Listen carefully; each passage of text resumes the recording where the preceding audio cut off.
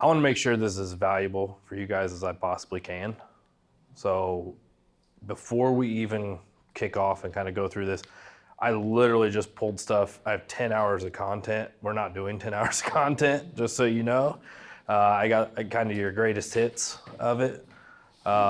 Hitting on some of the things that a lot of companies struggle with and trying to identify like if there's something that you guys want to take from it and maybe put into it, tweak it, just to get an overall better process.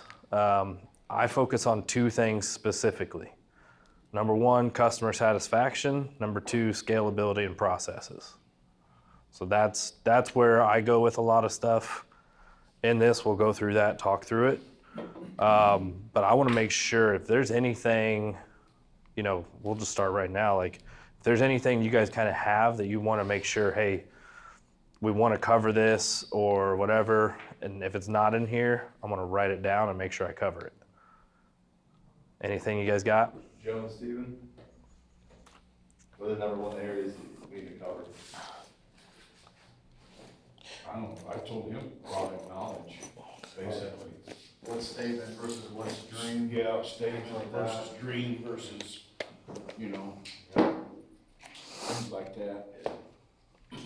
Okay. Because that does get confusing at times. Yeah, they can jack the budget up for a job pretty quick.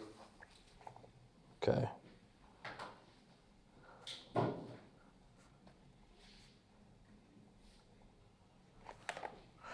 I'll touch on the products a little bit on that. The colors are where you run into on the statement and dream. I mean, and then if, the other thing is once you go, we had a little problem, not major, but when you go from statement to dream, of course, we know it's a different sheen, it's the same color, but it's called differently, like pearl gray is panda gray. Mhm. So that provides a little customer confusion, and those are not anywhere to be found. You know what I'm saying? So it's like, okay, you want pearl gray trim, so when it comes, it says panda gray. If we had something to where we knew that all these statement colors had a color in dream, then we could tell the customer, hey, look, in dream it's called this, but it's the same color, they just do that to package it differently. Yeah, that's easy.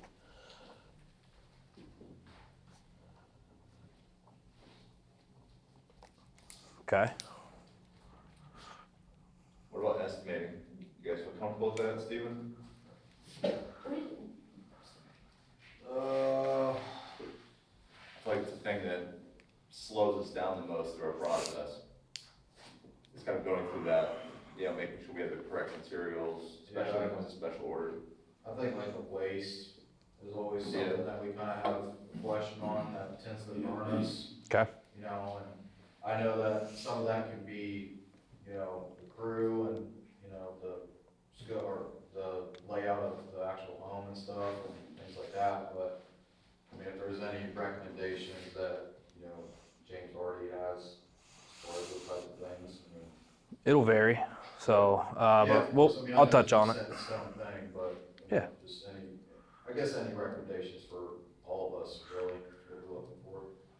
Who's done James Hardie before? I know Steven has. I know you have. Anything regarding James Hardie? Dabble. Enough to be dangerous? Fair to say? Very dangerous. Very dangerous? That's what we don't want to be, dangerous? Okay, that's fine. All right, I'm just going to jump in then. This specific one statement, at the end of this, I'm going to touch on some of the colors and different things. There'll be a couple things we could probably do to help fix that. Well, let's kick it off. So just to give you guys kind of a background, I've been working now 5 years for Hardie. Before that, it was all new construction, working through a lot of processes, building the whole entire house. Thousands of parts, millions of pieces, all that stuff. So there's a very easy process that you kind of put through, and it's really the same for everybody.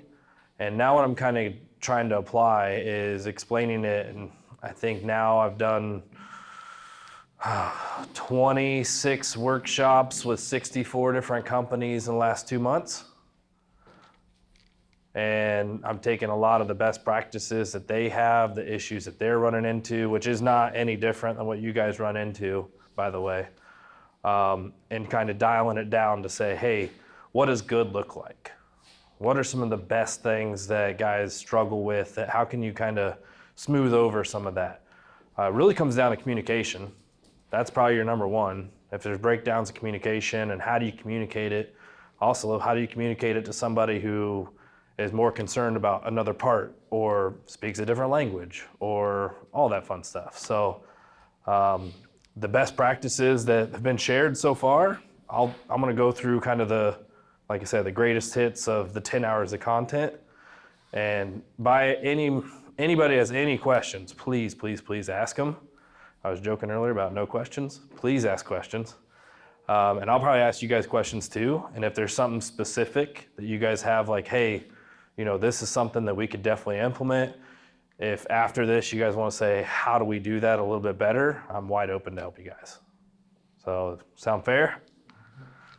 Good use of your time? Okay. So, this is kind of how it's breaking down for most companies. You guys all see over there? Oh, what I do with my hands. And this is kind of where guys struggle a little bit. So as you see, we got production over here, we got sales over here. I'm sure somebody does some marketing in here too, right? Or takes phone calls for leads, right? So what we run into is the companies that are really, really successful, especially with Hardie, they understand these gold parts in between. And they understand it's a puzzle piece that everything's connected. So if you're in sales and you do a sale, and let's say your estimate's good, not great, you missed some stuff, there's a couple pieces here or there. Let's just use flashing or something, right? You get the house opened up and you're not thinking of the estimate, how is it connected to the sale and how it's connected to production. It's usually the sale and the estimating's where that mind goes, right? The production side of it also has a responsibility to provide the information of what that estimate needs to include. Because if you're trying to do an estimate, let's just say everybody's in their own department. If you don't get the right information from the sales and somebody gives it to an estimating department, the estimate's gonna be wrong, right? What size trim goes where? What color is it? Those are some of the basic stuff. Think of the stuff outside of that as you're doing a sale and you're walking around it. Let's see, you guys do roofing, so how often has landscaping become an issue with the customer, right? So does that travel from sales? Hey, the salesperson's walking, they're having conversations about their house and they don't talk about, or they do talk about, I don't know, a lady who has a plant in their front yard and it's like from her mom's funeral 2 years ago, right? Does that pass that all the way through to production? No, probably not. But that's important because what happens? You trample that plant, you mess that plant up, what's connected to your production? Marketing. So what does that look like? I would imagine your referral base is pretty high. That's where the majority of your sales go. Also, you got reviews online, all that stuff. So if you go through and you say, hey, look at our reviews. We got reviews on people, I don't know, peeing in bushes. Let's just use that as an example. Our review, we got a negative review, you read it, this is what it is. You work your way back and you're like, okay, well, how can we fix that in the production side? Easy solution, right? Porta potty. Okay, great. Well, are we building that into the estimating? Or we set the expectation in sales? So that's, if you ever want to know how do you get really, really good, start here, customer experience, work your way back. So if you're missing pieces, missing parts, anything like that, start at production, work at estimating to sales, vice versa. Sound good? Make sense? I know somebody has to have a question. I see a lot of heads kind of shaking, going like this too, so. Oh, I thought that was a quick hand. Got excited. All right. So production. We're going to talk a lot about production today because we have a mock wall out there. I got Danny here. He's been with Hardie for 12 years, install tech. So get your hands dirty, get up on the wall, understand a little bit of what should happen, what shouldn't happen. When it comes to install, he's probably the most knowledgeable person I know. So he works with all the crews in Indiana for the most part, and he's also worked with them in Ohio and Kentucky and all over. But production of a job is vital to your customer satisfaction and business continuity. So for roofing, if you can't install a roof correctly, you don't have a roofing business. You got a marketing business, right? So the production of it is crucial. I have a little list here. So what are some of the ways you guys see production kind of going wrong? Don't all raise your hands at once. You can use some of these. All of them? Let's say that these are all encompassing, everybody's had at least one of them or all of them, an experience with them. Yeah? I'd say that fits. Yeah? We Okay. call it mucking it up. FUBAR, right? Yeah. So when I think of that in the production side of it, the number one I think is communication breakdowns. You can always train sub-labor. Sorry, I smacked this little thing here already. Expectations, I mean, customers, they're gonna hear about 10% of what you say anyways. If you provide visual aids on here's what you can expect, you walk them through all the process, it's gonna increase that expectation, increase the clarity of what they want. Material quantities, we'll touch on some of that here. It's pretty easy there, but you know, untrained sub-labor, you guys have a great facility here to train sub-labor. Please don't train them on the house. By all means, like bring them in, test them out.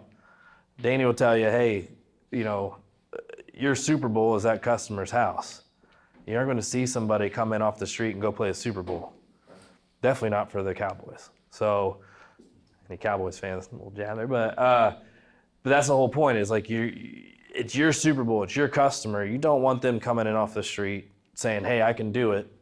I can go through my phone for endless things of the Facebook weekend warriors installing Hardie. It's fantastic. That is very sarcastic, by the way. It does not go well. But yeah, there's a lot of root causes. You guys probably have specific ones within your company that you can say, I can pinpoint where it went wrong. If you see recurrences of it, you know, whatever that kind of happens, like I said, work it backwards and smooth out a process. But most of the time, kind of harping on this a little bit, but this is the way that everybody kind of thinks everything processes through. And it's probably very, very much the same, right? Sales, estimating production, what the customer wants, setting the right expectations, doing the estimate, and sales. But when does it really ever go this way?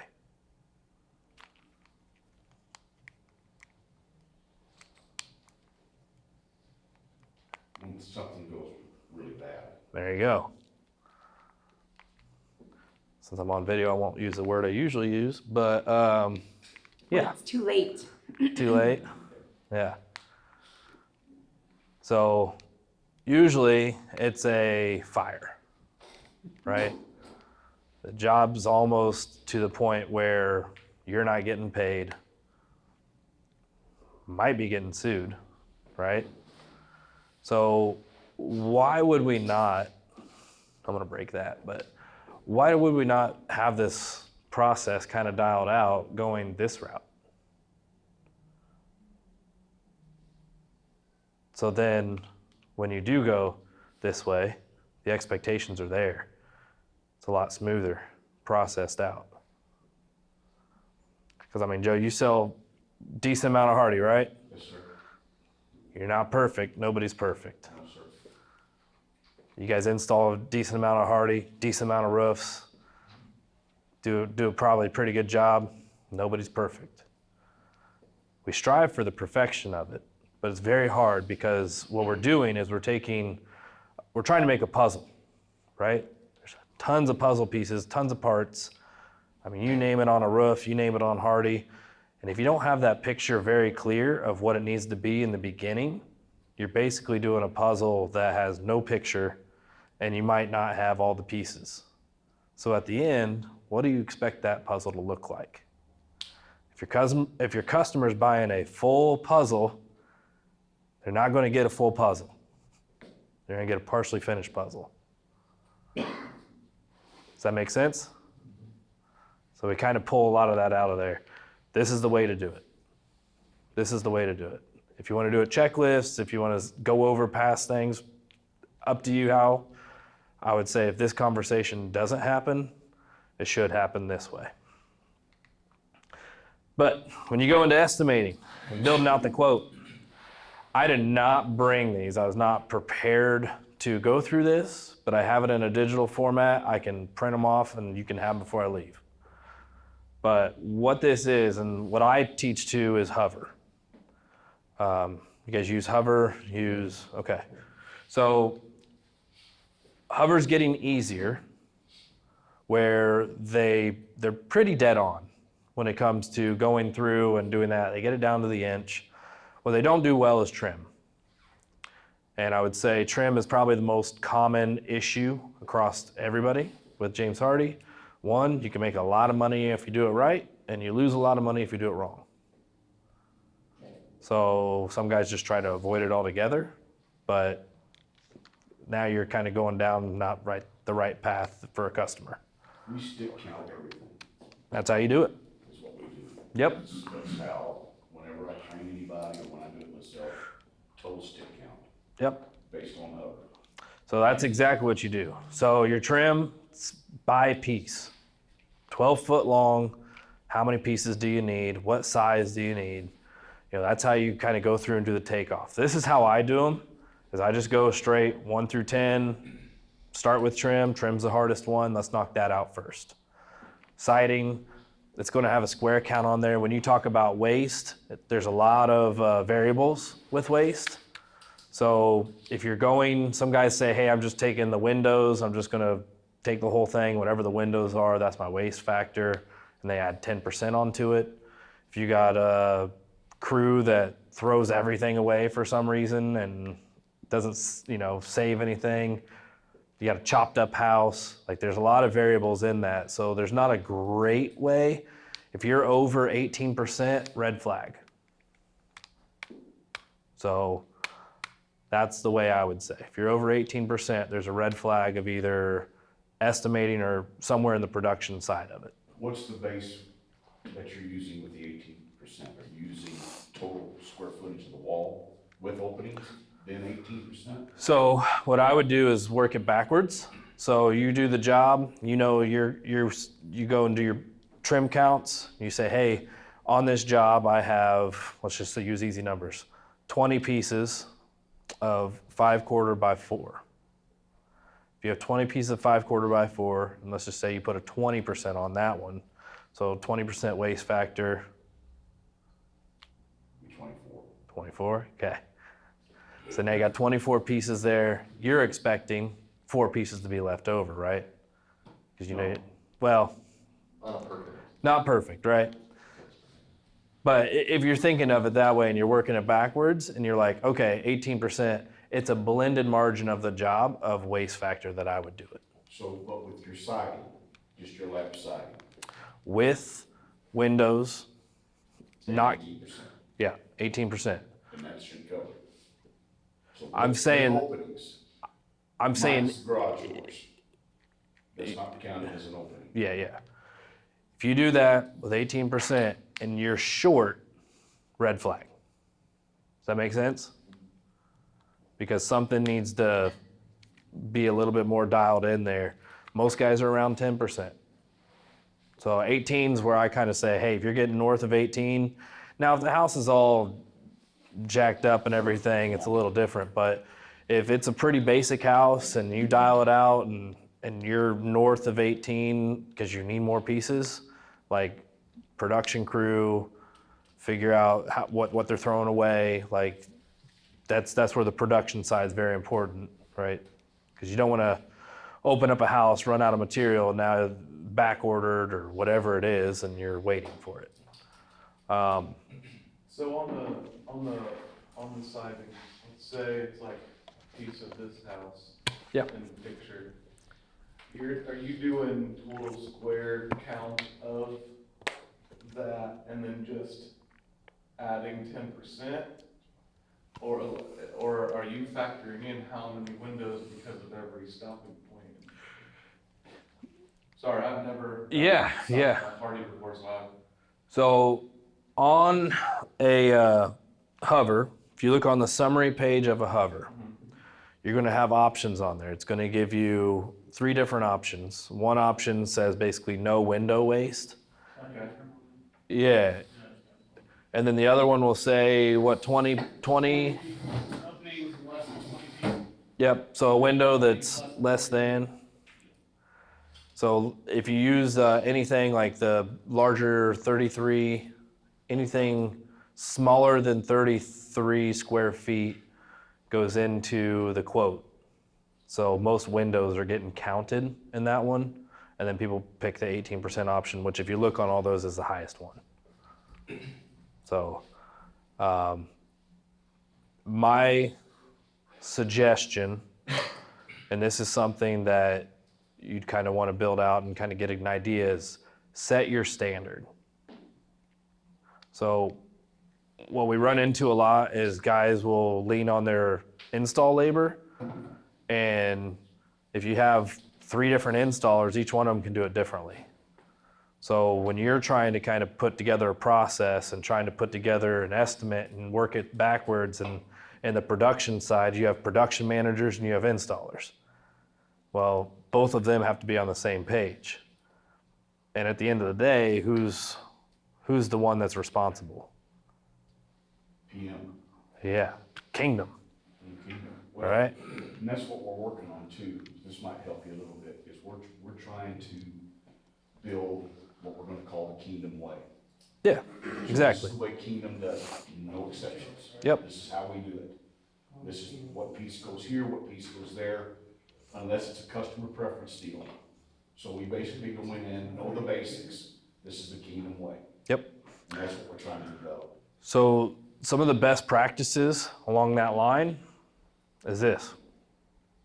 They take the hover, they print it out. You probably already do this when you go through and do an estimate. It's 5/4 by 6. We got 1, 2, 3, 4, 1, 2, 3, 4. 5/4 by 4, same thing. We're doing the windows, we're doing the doors, marking where that goes. So in this one, it's like 2 per window, 1, 2, 3, 4, 5, 6. When you get this all completed, and what you would get out in the field or through your estimating, you're going to have a dialed in estimate of what goes where by piece count. And then you're also going to have it set up where it's color coded, and it can look like this. Looks messy, right? But it's giving you a lot of information based off of what the salesperson is saying. So we got board and batten, 16 on center, right here, here, up in the dormers, right? You got lap, 8 1/4 lap. You can put whatever color on here too if you wanted, but the lap's going here. You're marking your outlets because you got to know how many you have. Doesn't show up on a hover, so you can draw them in, you can notate them. A really good best practice for a lot of guys, if you have the space for it, is when you have a job and let's say you have a bunch of 2-piece or 2-foot pieces of trim left over. They're bringing them in, cutting them, prefabbing, because it's going to go in the garbage otherwise, but they just take it, prefab blocks, because you're going to have hose bibs, you're going to have pancakes, you're going to have stuff on every job, and they just send them out on the job. Here's a whole package of them, whatever. If they use them, great. If it goes in the trash, who cares? It was trash before. So it's better than using a new one every single time and throwing away the scraps. So, but now you're going into specific trims. Like I said, you can make a lot of money on trim. You can also lose a lot of money on trim. So what guys end up doing is they see, 5/4 now you know where it goes. If you're out in the field as a production and you have this to go off of, does it matter if you don't speak Spanish? No. It does if everybody's colorblind. But the other big part is, like we said, setting the standard on the windows, setting the standard on how you guys want it done. This is the correct way to do a window. So if you're seeing guys miter the corners, you're messing that up because the water's going to go into the window. So I put it this way because some of the crews do it differently. If it's notated, you're putting all the work into it anyways on the sales side and going in and doing this part, and this isn't making it out to the field, it's a miss. Okay? It's an easy way to communicate. It's an easy way. You're already going through the process. Just got to get it out there. Can you go back to that slide real quick? This one. Yep. If you guys need markers, let me know. I'll get you some. But We use crayons. yeah, crayons work too. Yeah. But this is where it helps you guys out because, and it doesn't matter what you're installing, by the way. If you go down this route and you're just building, like I said, what we're doing is it's a puzzle. We're showing all the pieces of the puzzle. This is the picture at the end. If you ever try to do a puzzle without a picture, it's next to impossible. It's going to be very difficult to know where the pieces go, what the colors are, and putting that puzzle together. What's it going to do is it's going to take a lot of time.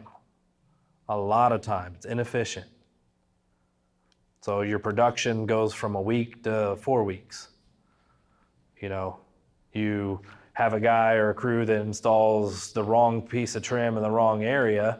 Okay, well, they pull it off. Are they going to reinstall that piece of trim? Probably not. They're going to damage it when they take it off. So now you're short a piece of trim. Multiply it by 5, now you're waiting for more material to show up on the job. Guys are sitting on their hands. So, Is there any waste with deliveries? Like, is there ever any broken pieces, anything like that? Or? Yeah. there can be, yeah.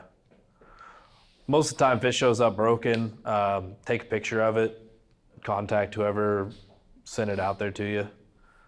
Guys will credit it back. Just if you're pulling it off the pallet. So my recommendation, I might pull it up here, but if I'm managing a project, number one, make sure you have the right house. Seems silly, right? Everybody knows somebody who's roofed the wrong house, ripped off a house. Yeah, heard about it? Yeah. Happens with Hardie too. They start, Really? oh yeah, yeah.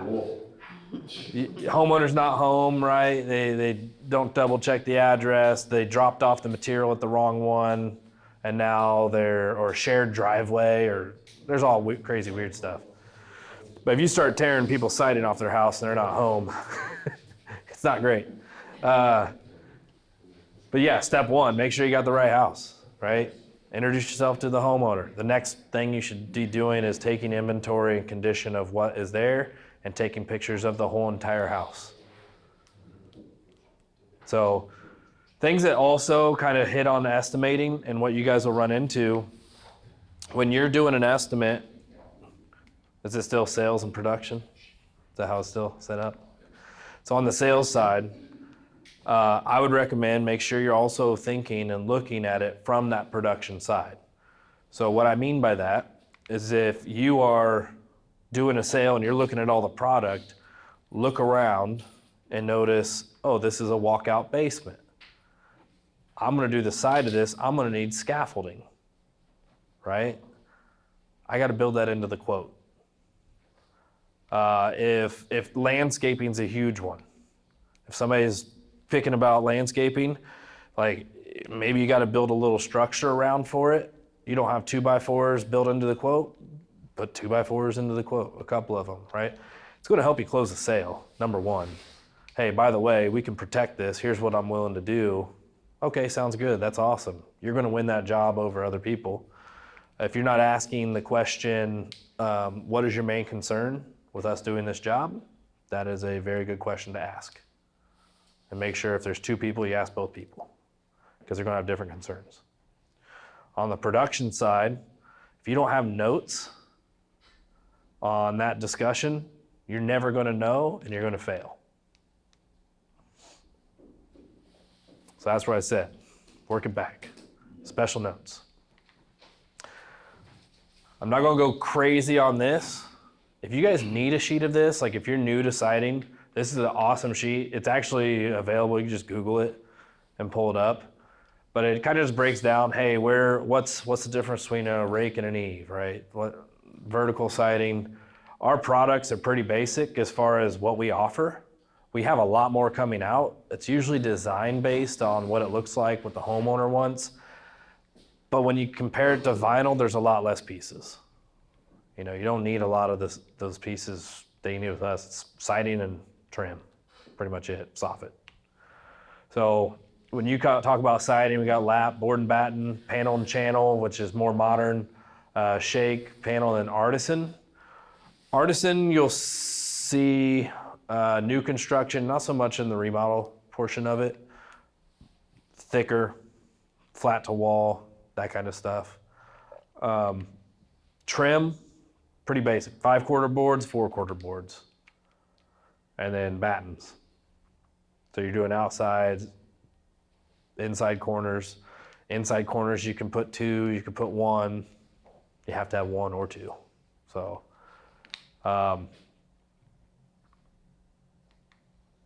fascia, let me talk about that for a second. Currently, which is subject to change, I don't have a time frame on it, 4/4, 6 and 8, so 4/4, 6 inch and 8 inch are the only ones that don't have the flutes in the back of our trim. Those are for fascia. So when you come into a bird box, you don't have flutes showing. Soon, all of our trim will have those removed. By soon, I don't know what that means. Even the 5/4? Even 5/4. So it's coming. Why are those grooves in the back? Weight, stability is what I was always told. I think it's just more weight base. I think when they finally figured out it was like 12% savings maybe, give or take, of weight. Now you multiply that by truckloads and all that, it's probably significant, but yeah, in the field, it's been a common ask. So you get into soffit, 12, 16, 24, vented and non-vented. If you go bigger than 24, you use our panel and rip it down. There is only 12 inch available in statement in white. When you get outside of that, it technically goes into dream. Depending on who you're buying from, I think Lansing stocks it. And I think they're the only one that will have those sizes. But again, if you're getting into soffit, every house has different sizes of soffits, it seems like, around it. So the other one thing I will point out is you'll want to hand measure those in the field. Hover's pretty good at it, but you want to double check and make sure you're good. And then if you don't order vented, you can put vents in ours if you have to. What's the soffit made out of? Is it the same? The only thing we make is fiber cement. So it's all fiber cement. How do you put the vents in? Just drill little tiny holes? Hey, you just cut it. I mean, you could, I but thought about doing that before. yeah. No, I mean, like if you do like a wood and it's a solid, like, you can cut in like a regular vent, you can just do that, pop it in. So, I mean, if you want to take the time to drill all the holes, but I would not. Just don't want to use the old vents. Yeah. Oh, okay. Yeah, got it. So product knowledge, so pre-finished. Pre-finished is probably the most common that we see, especially when it comes to the remodel. Why? Because it's easier. You don't have a painter on site. When it comes to why pre-finished, you can hang it year round if you want to. I mean, as long as your crews will do it. All the warranties and everything go to Hardie. You don't have to worry about a separate warranty. Speaking on warranties, which I didn't put it in there, ours just changed on product warranty. Does anybody know what it changed to? No, we don't get updates. Yeah, Our rep don't supply us with those. I know. He's a horrible guy. It's funny. I got an email out of nowhere. I was like, oh, okay. So our material warranty went from lap was 30 years non-prorated and trim was, and soffit was 15 to everything is 30 years non-prorated. That's huge. Yep. So 30 years non-prorated, trim, everything. So The color like, warranty still 15? color warranty still 15. Yep. So what a lot of folks say is, hey, it won't fade. Everything fades under the sun. Well, our fade resistant warranty, 30% less than a field applied paint, and that it will fade evenly. So if you see visually from your eyes, hey, this is different than that, and it's the same color installed the same side, go to claims.jameshardie.com, submit pictures, and let them know. Most of the solutions for that is like, hey, you know what, you're right. Something didn't work out right. We'll pay to have it painted. So, again, claims makes all those decisions. I know I'm on this, so makes all those decisions. I have no control over it. I cannot circumvent that at all. But that's a common outcome sometimes on fade warranties because the product's fine. There's nothing wrong with the product. Any questions? Personal opinion, what do you think is better? The primed and then having it painted or the built-in color? I say built-in color. Is that because you work at James Hardie or I'm just curious? I mean, there's instances. So like, What's the, I mean, just to compare it, you got a 15-year color warranty. If it's primed and painted, realistically, how long is that gonna last? There's a lot of- for us, I'm just curious. so with our color warranty, the caulk's gonna fail before our paint's gonna fail. So that's probably what you're gonna see most. I don't warranty caulk, so it kind of comes down to that homeowner going in, making sure that they're taking care and maintaining the exterior of their house, which everybody knows that happens all the time. So what it really kind of breaks down to answer yours, like I would say for us, our goal on our warranty is to avoid 2 paint cycles. 1 paint cycle when you first install it, and the second one probably roughly around 7 years. So if you do a prime and paint job, guys are usually looking to recaulk, repaint, and do all that stuff within that time frame. Yeah, I was just looking at a cell side of it, the pitch, the paint, or I mean, the building color, building to it. Factory finished, What we're getting yeah. most of the value out of it. So if I'm selling it, it's factory finished. It's inside of a factory. It's going to be very consistent across the board. It's baked on twice. The mill thickness is the same. If you need pictures kind of showing a field paint and kind of see the streaks and different things, let me know. I mean, I have all that stuff. But that's the big one, is it's made in the factory. It's field painted and everything. So you can use your car as an example. You can buy a prime car if you wanted to. I've never seen anybody do it, but Well, the other thing is, who do you want back in your warranty? yep. You want a multi-billion-dollar company that's been doing this for years? Or do you want a guy that's working out of the back of his truck warrantying that paint? Yeah. And I also go, so just another side note, if you've ever dealt with a paint warranty before, if you look and read on the back of a paint thing, it's 45 degrees, over 45 degrees, moisture, humidity, mill thickness, like there's a lot of stuff on there. It's very difficult to get somebody on a paint side to honor their warranty. So just Just a heads up. But on the pre-finished side, these are the 3 collections that we offer. Statement, Dream, Magnolia. Statement is what's most commonly stocked. It's 80 to 85% of what people demand. It is readily available. You can do returns, you can do all sorts of stuff with it. The trim, certain trim colors fall into Dream because they're not available. That is going to be changed. I don't have a time frame on it. But once I do, I will immediately send out information. The goal is to make it easier, not harder.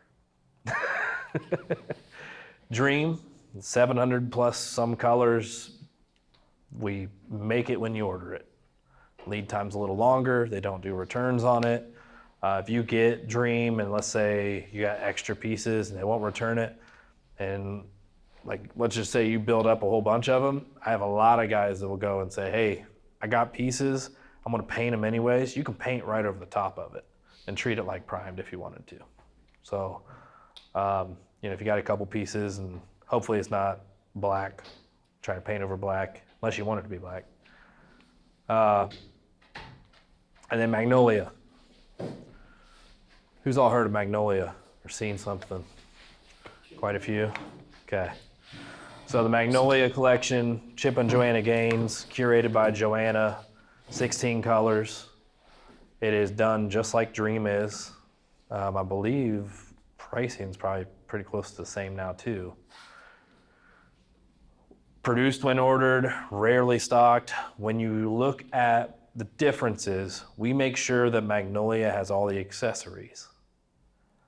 Dream, there's 700 some colors, so matching caulk is kind of hit and miss. Touch-up paint, we're pretty good, we can get it there.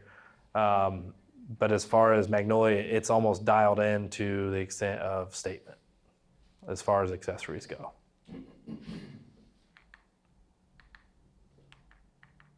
Now we're at the questions part. What we got? I know I didn't cover everything, so there's got to be good questions. We can volunteer or voluntel. On the statement colors, so those will all be stocked and returnable. Should be, as long as they can resell them. We did a job here in Indy that it's midnight black, and all the trim is non-returnable. We got a lot. Midnight Black. Yeah, Lansing said they couldn't resell it. They reached out to like their two-steppers or whatever and said that it wasn't a, I guess, popular color choice at the They wouldn't take it back? Wouldn't take it back. Okay. I see where that they're saying that, so. I don't know, I guess I just see a lot of nice homes that look like they're starting to have a lot of black trim, at least around the windows, or, black houses just in general, especially down, Yeah. Cornwall area, and I was like, That's not country popular like modern, that? or modern country, Yeah. whatever it's called. Like that's really starting to take over, so. Well, I think that's why Hardie started offering it last year, the Midnight Black. Before that, it wasn't available. So they're very market, wise as far as that goes. Yeah, what's tricky with that black is it's set up just like the other colors, like if you're going to do pearl gray. So if you do a pearl gray job and you have different sizes in there, some of that black then turns into Dream, which is not returnable. So that's probably where a lot of that's stemming from. Also, if they pull it from distribution, I know that they're working on fixing it. I don't know if it's fixed yet, but at the factory level, when you order a Dream job, it's going to come in and the plastic's kind of layered in between. If you order a Statement job, there's individual pieces of plastic on every piece for protection. So the black trim was getting ordered and stocked at distribution, and it had the Dream layered plastic on it. So when they built the job to send to Lansing, there's no plastic on it. They put it all on a pallet and ship it. And then by the time it gets to Lansing and out to your job site, it shows up and it's not black underneath, by the way. So it's all scratched up. So you're basically, either pre-painting it and putting it up and painting it, one or the other, because, yeah. You talked about your painting process yet? Yep. No, so, That's all I got. yeah. No, I mean, it's painted. It's basically, it goes through the whole factory. So we spray the sides of it. It's all automated. Goes through a little paint curtain, gets baked on twice. I mean, it's, So I'm confused about the touch-up aspect of it. Does Yeah. that mean that your touch-up paint is gonna fade before your Hardie? great question. Let me show you a couple things. Actually.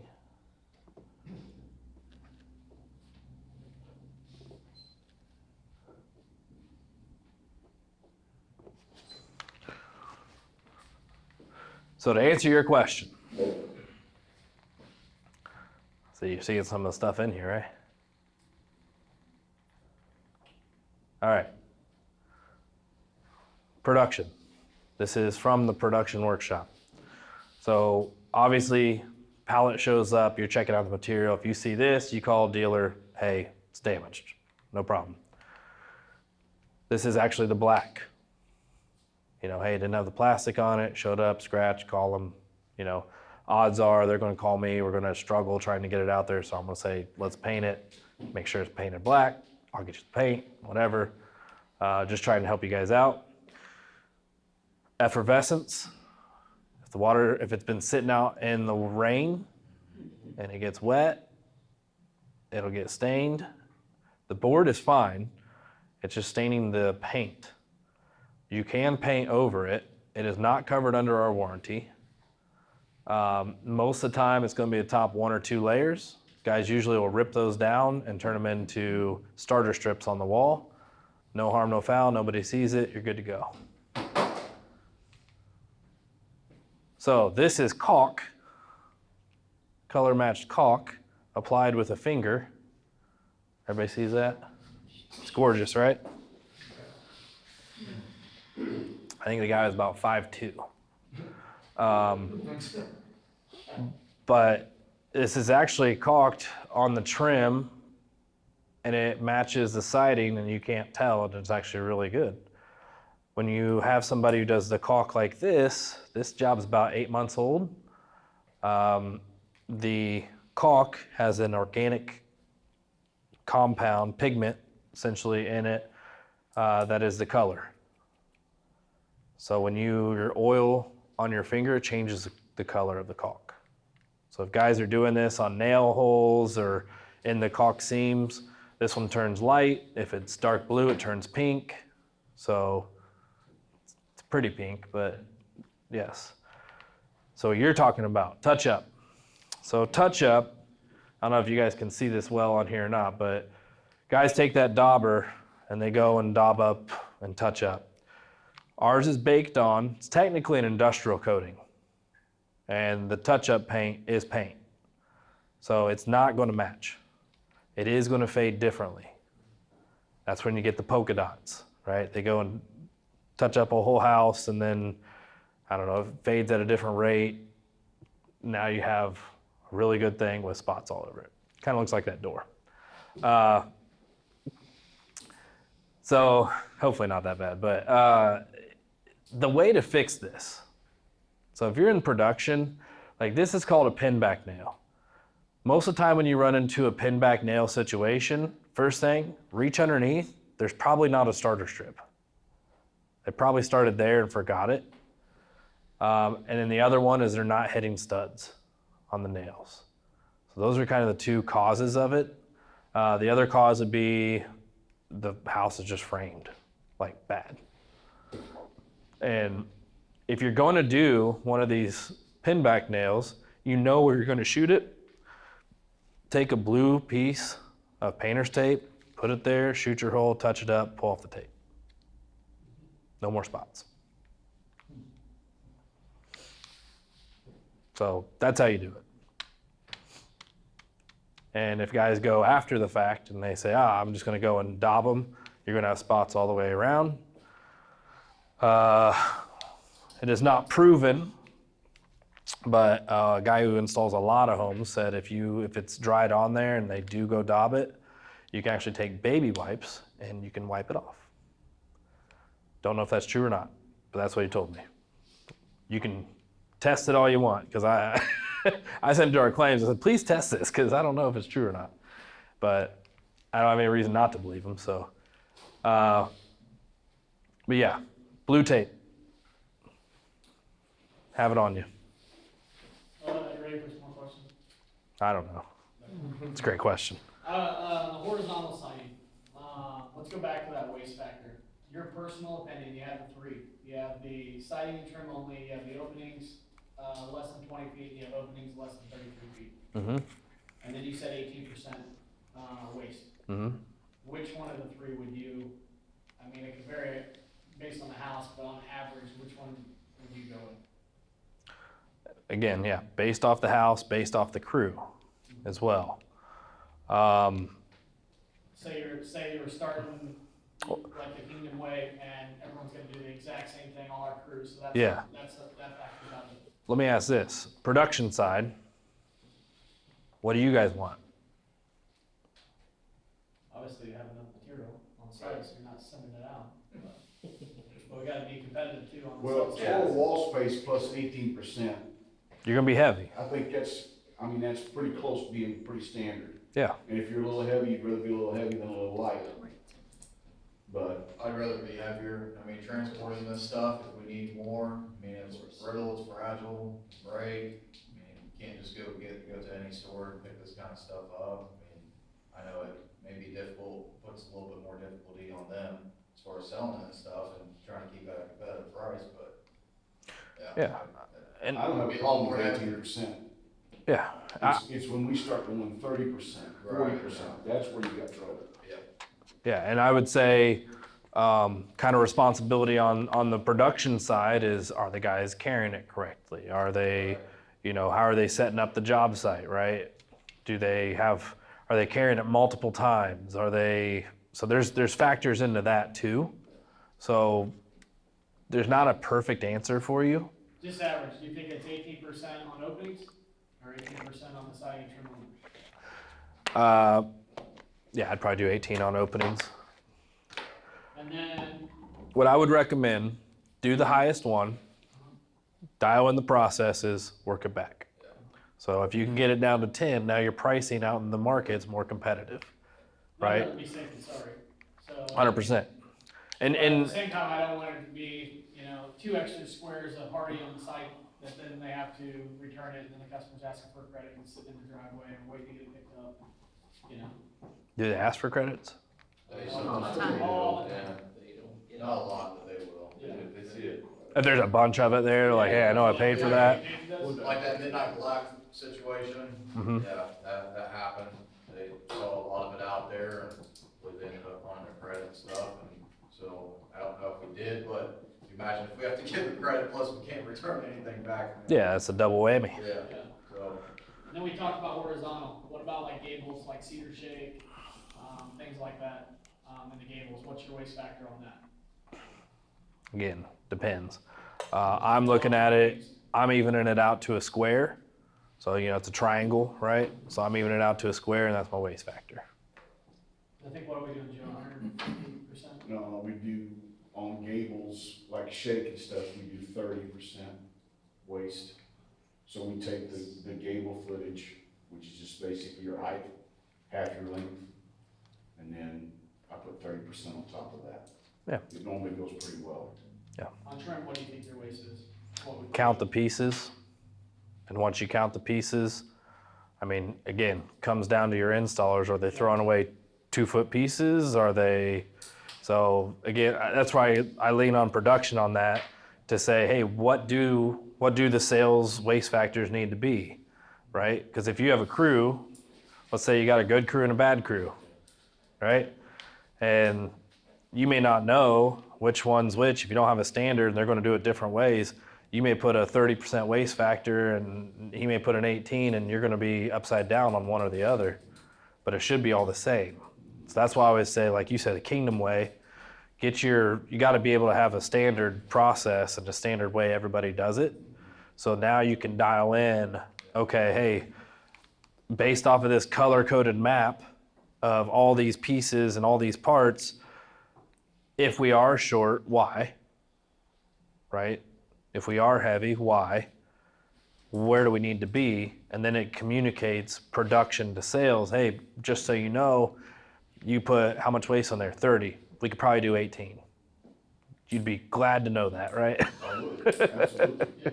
Yeah. And that's where I say, work it backwards, bring it forwards, because I can't answer that question like, say, put this on it, because in the field it may be completely different. They may need 30%, and I'm telling you 18. I don't know. Yeah, I mean, like, what I try to do is eliminate as many seams as possible, you know, and that's probably gonna drive up your waste a little bit. I can't put a 2 foot, When I count, 2 foot outside workplace on. if you put 2 pieces per window, 2 pieces per door, 3 or 4 pieces per patio door, depending on the frame itself. On a 5-quarter situation, and then I add 10% on top of that, it normally plays pretty good, Yeah. is what I do. And it normally works out. Sometimes it won't, but again, you know, if a crew's breaking more than a couple pieces on a job, you got trouble with that crew, you know? And then on a 5-quarter, 6, if we're doing corners, again, I'm just counting 2 per corner, and then, you know, like if I do a garage door, a lot of times I like to do a garage door in 6 because it's more pronounced. And then I just add a couple more pieces to it, and it normally works out. Where you get into trouble is when you start doing 4 quarters, you know, all of that, you gotta go heavy on that. I mean, if you're doing a garage door, like the inside of a garage door, it's be 8-inch a lot of times. I do 4 pieces, 2 for the sides, 2 for the tops. So my recommendation would be when you do the takeoff and the color coding, and let's say that's something that you guys want to put into play, right? And you can actually take every single side on a hover and kind of draw that out. At the top, you're going to have your marks anyways. That goes to the production side, and you can look at a side of a house and you know, hey, I have 6 pieces that need to go here, here, and here. I got 4 pieces that need to go here, here, and here. I can look at, I want to have 5 extra pieces here, 2 extra pieces here. You kind of dial in, and now it's kind of more like when you're doing Legos, right? You have a picture, you got your steps, you know where everything kind of goes, because you're able to provide that, and they know how and why you estimated it the way you did. Because what a lot of times you get into the field side of it, you have all the pieces there, they just don't either know where it goes or how much is there, how much waste factor you put in on it, because it doesn't really matter, right? But if you communicate that back and forth and you're working it back, they can provide you feedback then saying, hey, you're dead on. We had 2 pieces left over. Keep doing what you're doing. Hey, you were short, you were super heavy, but you don't get that feedback probably, and the feedback you get is you're always short. You're always short, right? I don't know, but I'm just saying that's probably what ends up happening. And then when it all goes well, no news is good news, right? Yeah, well, I mean, I But- think we do pretty good, don't we? I mean, Yeah, it seems I'm sure we bigger can when tighten it all things up. happens, you know, like when we are on a job and we are short this and stuff like that, obviously that consumes you, but for the most part, I think most of the jobs go relatively as good as they can. I mean, Yeah. I don't mean at like, No, we any should. disrespect We're that good. we do little, but for what we do, how quick we turn it around, how quick we order it, all these different things, I mean, it's pretty impressive, in my opinion. Things relatively go pretty decent. Let me ask you guys this though, your current process, do you feel that you could go from 40 jobs to 80 jobs? And not lose your minds, and not lose money? No. I think there's a way to be able to jump that and do that, but Yep. we haven't really, I wouldn't say we've invested enough time into that. That's what I'm showing you now. Okay. Gotta have that process, the gold parts of that process dialed in. What you're gonna notice when you do get that down, you're able to walk with the homeowner. You can do the color coding with the homeowner. Hey, you got 4-inch here, you still want 4-inch? Yeah, okay. It's rudimentary, right? But the homeowner understands color, they know what you're doing. You don't have to do a full takeoff right there, like, oh, can I have that? Yeah, I'm gonna go own it, right? But what I would recommend is get that down to a system, get your process, get everything kind of set out, and now you're able to go through. You have a breakdown, a job goes sideways, usually you're able to say, look, we only have maybe 4 variables, which one was it that went wrong? Most of the time there's too many variables in a process. And I know I talked to him on roofing earlier, you know, hey, I got a crew that does it one way, I got a crew that does it another way. I trust the crews. That's great. Which way is the right way? There's 5 different ways to do something, right? But when you come to it and the homeowner says, oh, why'd you do it this way? Why'd they do it that way? Well, that's just how they do it. End of the day, it's how Kingdom does it, not the crew. Make sense? You said you had a takeoff sheet from Hardie. I know Hardie's, the good thing about Hardie is totally customizable. Like whether or not you use 4-inch trim on the window or you use 6-inch I'm gonna on the fall. window. That takeoff sheet that you have, does it, we did it, last time I was here, we did it, I think Joe went through it, and we put like, this is what we typically put for apron board, this is what we typically use for outside corners, this is what we use for inside corners. Is that kind of like the takeoff sheet that you have? Yeah, I'll send it to you, but it's or I'll have them print it or whatever we need to do. But on one side, it just goes through all the items for a takeoff with kind of what we see as most commonly used. So 6 inches on corners, 4 inches around doors, 5, you know, that type of stuff. And then there's a conversion chart on it that if you have another size or shake or whatever, how many pieces per square, so it breaks down to piece count. It's really to try to help you guys dial in an estimate to a piece count that you can just provide that piece count to whoever you buy material from versus giving them a hover and say, can you provide me material or takeoff? Because again, like we're talking variables, they don't know what you want is, they don't know your crews, they don't know your waste factors. If it's not color coded, they don't know the trim sizes. Like there's a lot of factors that make that, and what they'll do is they'll just make it heavy as can be. So, is this helpful for you guys? Yeah. Different way to see it, maybe, maybe not. Anything else you want to see on this one? Is any of this PowerPoint shareable? Oh, I don't care. I mean, if you, I made like a custom one for you guys. I just took stuff out of this and threw it in there. You got a sweet video going right now too. I'm sure she'll let you take a copy home. Now, the other ones, I'm just going to go through this one's common things you see. Cut dust. Cut dust is a big one. Just make sure the crews are wiping it off after they cut. If they put it up on the wall and wipe it off, dry towel. If they go through at the end and they wait until the very end and they take a wet rag and they just start wiping the whole wall down, when that dries, it's going to look like this because it's concrete dust. It's going to get wet, it's going to get dry, now it's dry concrete on a painted surface. Board is ruined. Sometimes people paint over it, sometimes it's a replacement, it just depends on what it looks like. It is not covered under warranty. That is an install error. Excessive touch-up. Like you were talking, hey, it looks different, right? It's not made to, yeah. And you get a lot of guys that do really heavy touch-up and just try to cover up scratches or whatever. The rule of thumb is anything bigger than a nickel, replace a piece. Because you're going to see the dots. Our touch-up paint that you see is actually supposed to go on the edge of the board, a cut edge to seal it. And then there's another little pin thing that's supposed to be nail head only. Like I said, most of the guys aren't going to do that. They're going to go speed and ease. Just put the paint there and you'll be fine. Or the tape there and you'll be fine. Sprinklers. I don't know what you guys provide to homeowners at the end of the job, but if you're providing any sort of, hey, here's how to take care of it, just tell them they don't have to water their siding, please. Because the hard water will, if you repeatedly do it on there, it will stain it. You can paint right over it and fix it, but yeah, something. And then, yeah, this is my Facebook crew. Found the guy off of Facebook, and this actually was an install done on an HGTV home. down in Indianapolis.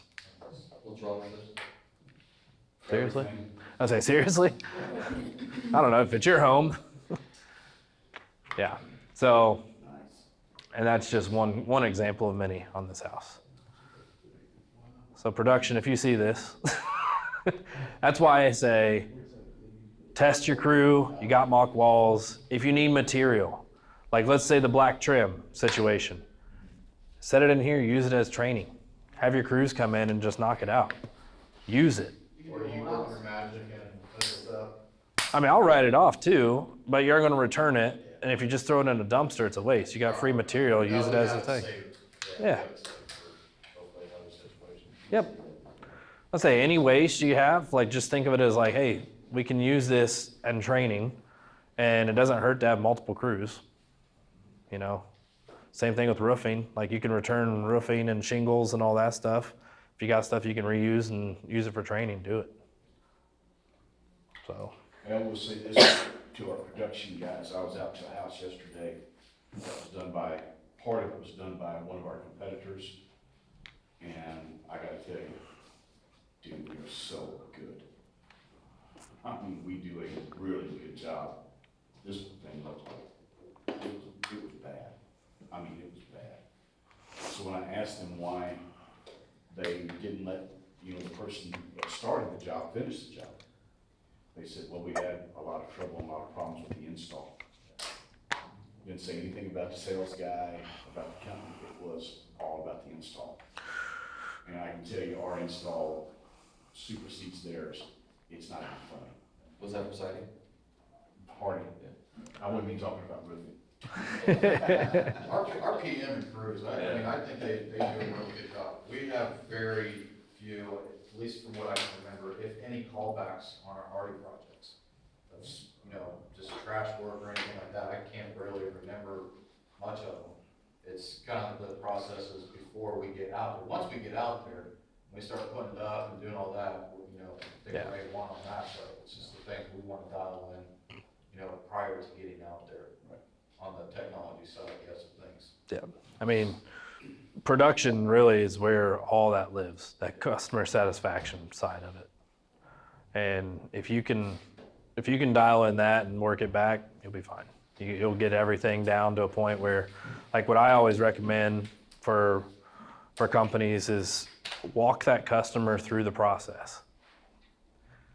It's hard to walk a customer through a process that might be different. It might be variable. Well, we might do this, we might do that. You're gonna lose that sale because they don't know what's going on. Biggest fear of the unknown. So you gotta if you can give them a visual, hey, we're in this phase. I'm gonna help you design your house. I'm gonna go through this. The next part, I'm gonna take it to my team. I'm gonna get you an estimate. It's gonna take me about 2 days to do that. I'll be right back with you as far as the price. How would you like me to communicate that back with you? I'm also gonna talk to our production. When can we start it? All that stuff. Once we switch over to here, by the way, no change orders. If you make a change here, great. Make a change from when you sign this contract, I'm gonna charge you $1,000 plus whatever it costs. Why? Because we have stuff already bought and you're making a change, it's gonna delay stuff. I mean, change orders are the devil, right? So you avoid that. Well, now you have your production side of it. Here's what we're gonna do. You're gonna have a porta pot sitting out there. We're gonna have a dumpster. We're gonna have a cut station that's gonna be here. We're gonna have material that drops here. From your notes when we talked, you got a flower here. We're gonna protect the flower. We're gonna cover this. You're building that vision of what the homeowner is, because we don't sell products. We always sell visions.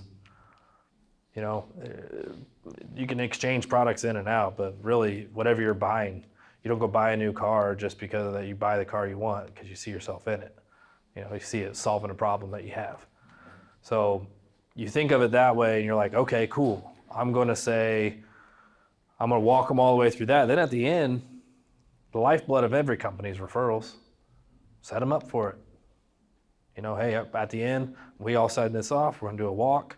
When we do this walk, I'm going to ask you for a 5-star review. I'm going to ask you for this. I'm going to give you a packet. Also, if anybody, during the process, any neighbors come through, please, here's a bunch of cards. Give them my card. Let them know, and set them up for that in the beginning, because oddly enough, I think the number that I saw was 82% of companies like do not have a formal referral process that they do every single time. And it usually comes from confidence of asking, or the worst ones, they don't live up to their commitments, right? So you don't want to ask. But I would say build it into the process of it, leads into your next job. Rinse and repeat. That's how you go from 40 to 80. The lead gets me in the door, production gets me into the neighborhood. Yep. It's a good way to think about it. So that's part of what I kind of talked to a lot of you guys about. You go out to a job site, first thing I want you to do is call the rep who sold it. It could be the day before, day of. Is there anything that's not in job notice? Any type of, hey, husband's real particular about this, his lawn. All right, make sure we're putting sheets of plywood down in the winter. Whatever it is, there's, yes, like things in job notice, but not everything's gonna be in there. Calling them, taking the time. Sales guys, when they're calling in the morning, answer the call, right? This is gonna help solve you a lot of headaches on the back end when we're closing the files out, right? And like what Joe said, leads get Joe in the door, it's the referrals that get him back in the door or in the doors of other neighbors, right? Referrals are really based off production going well, let's be honest. True. That's where it's at. 100%. So I need you guys to be willing to answer the phone and work with them when they're calling you. It's a two-sided, this is a partnership. It's not, Tyler's kind of making fun of us, we're sitting separate. This is gonna stop where we're sitting separate, where we're actually gonna be intentionally, like elementary school, making us intermingle with one another and communicate back and forth. It's that type of stuff, that's what's gonna take us to the next level. Dan talks about us hitting that influential market, the influencers. Guess what? Those guys are your picky, kind of high maintenance, they start expect things a certain way, but that's gonna help you the lifeblood of our business. Doesn't matter the economy, they don't care, they've got the money, they buy no matter what. And they don't care about the price. They want their shit done right. They want a certain thing, they want it done a certain way, and that's it. Well, as we build a better, more cohesive team, I cannot talk this morning, I'm a little tired, that's gonna help us enter that market and then take hold of it.